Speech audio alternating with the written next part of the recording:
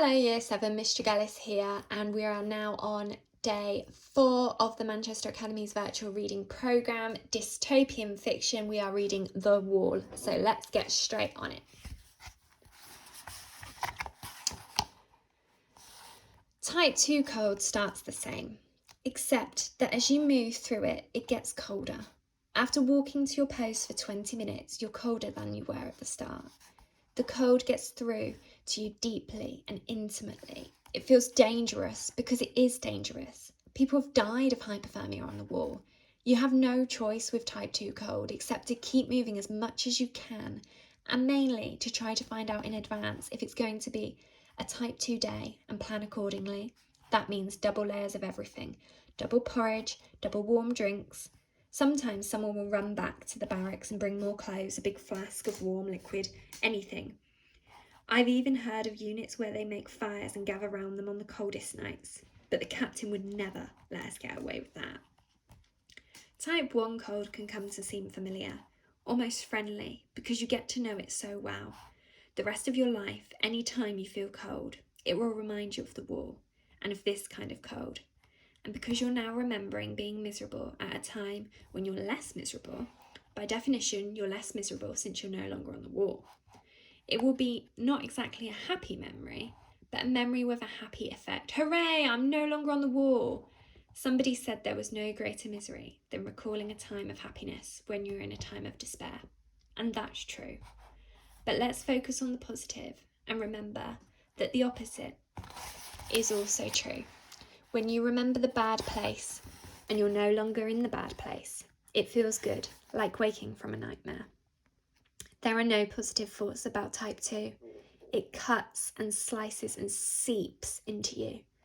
The other cold feels like something outside you that you have to cope with and overcome. Type 2 feels internal. It gets inside your body, inside your head. It displaces part of you. It makes you feel as if there's less of you. Type 1 can fight by moving. You can fight by thinking about something else. Type 2, there is nothing else. At times, there's not even you. Type 1 people complain about. Type 2 makes them go silent, even afterwards. Type 2 is a premonition of death. That Thursday was a type 1 day. We climbed out on the ramp and started down the wall towards our posts. Cold, horribly cold, but not dangerously so. Cold and medium clear. You can always tell the visibility on the wall by how many watchtowers you can see. That day, I could see the next 2, but not the third. They're 3k apart, so that meant 6 kilometres, but not 9. Call it 7. Medium visibility. It's the first thing you check, because it tells you how far off you'll be able to spot others. Clear days are better, unless you are looking into the sun at sunrise or sunset, in which case they're neither better nor worse. Attacks often come at that time and from that angle, which would give the others better odds.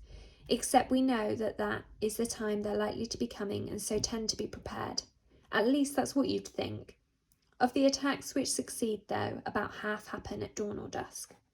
My fellow defenders grumbled and muttered and bitched as we walked. The wall had gravel on the top along some sections. Anyway, to help with grip in the wet. This was one of those sections. We crunched as we trudged. Every 200 metres somebody stopped at their post, peeling off from the shrinking group and taking up position beside whoever had been on guard from the other squad. There were sometimes a few words of abuse or relief, a mixture of thank God and about time. All of the defenders leaving their posts looked grey with exhaustion. They walked heavily. 1 or 2 of the guards at the furthest post were already walking back towards us, notwithstanding the fact that we hadn't got to them yet, and their stations were technically unmanned in the interval. They wouldn't have done that if the captain had been there, and if he had seen them, he would have automatically added a day to their time on the wall. It was already light. The sun was low, but thanks to the layer of cloud, not dazzling. The posts were numbered in faded white paint at 100-metre intervals.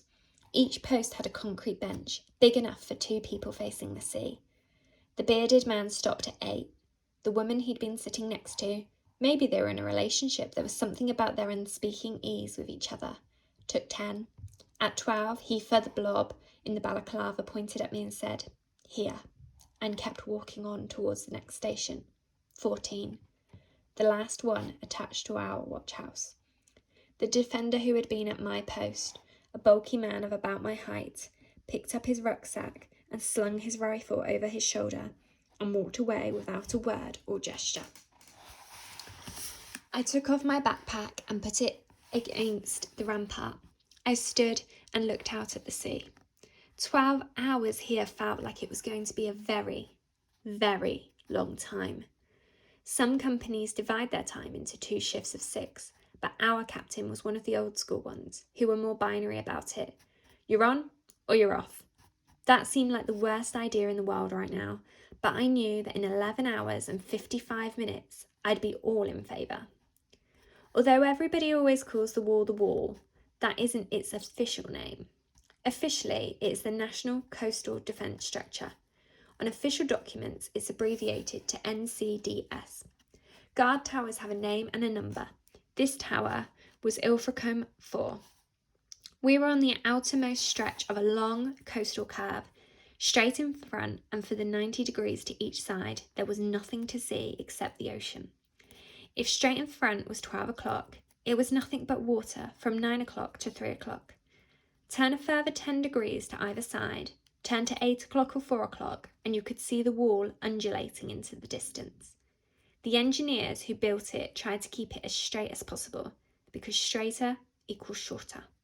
But there were many places where the natural shape of what used to be the coastline meant that it was more economical in time and effort and concrete to use the existing shape of the coast as the guideline for the wall. This must be one of them. My new home. Okay, so we're going to stop there, ready for day 5 tomorrow.